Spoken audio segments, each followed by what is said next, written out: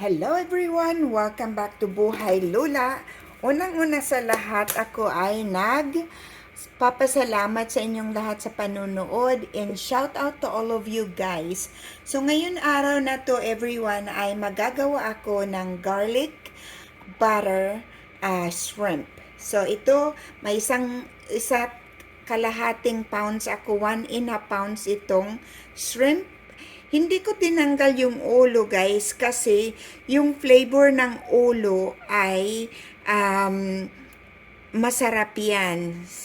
Masarap din yan. Kaya gusto ko yung sinisip-sip yan. Kaya naman itong lula nyo ay taba choy-choy kasi ayan nga. So tinanggal ko lang at ito pa mayroon pa pala yung bigote. Tinanggal ko lang yung bigote sa mga kalula. Mayroon akong garlic syempre.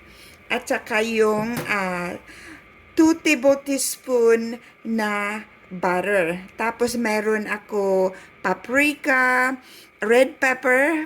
Linagyan ko ng red pepper para medyo kunting spice ba, diba oh? Tapos yung dry parsley, black pepper, and 1 teaspoon of salt. Siyempre, yung bouillon, chicken bouillon. So, ayan. So, ngayon mag-umpisa na tayo. Ilinagay ko muna yung nor, yung pangpasarap, para matunaw. Ano kasi bouillon, cube kasi to eh. Kaya, tinunaw ko muna lang siya para madali matunaw. So, ngayon, lalagyan na natin yung ating garlic. Ayan, guys, oh. Diba? Ang bango. Ang bango-bango. Yun, isusunod na natin ang ating shrimp.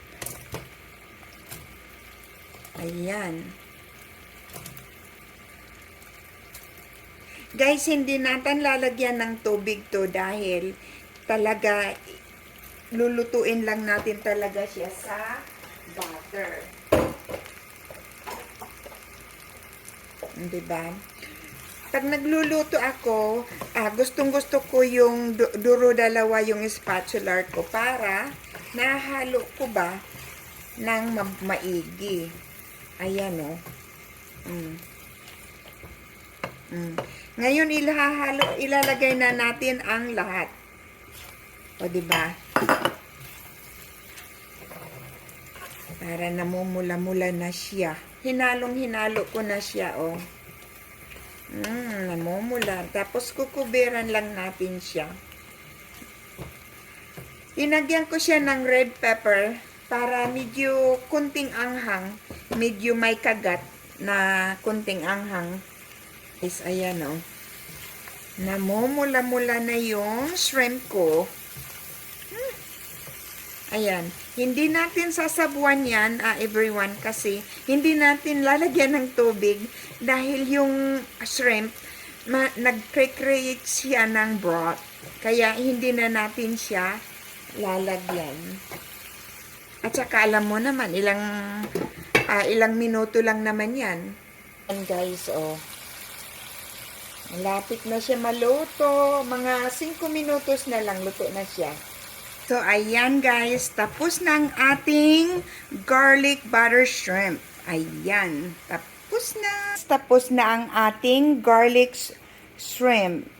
Sana ay nagustuhan nyo ang aking garlic shrimp. Napakasarap nito guys. So, titikman ko para sa inyo. Siyempre, mga kalula, hindi natin pwede kailangan kamay ang gagamitin natin para masarap. 'Di ba?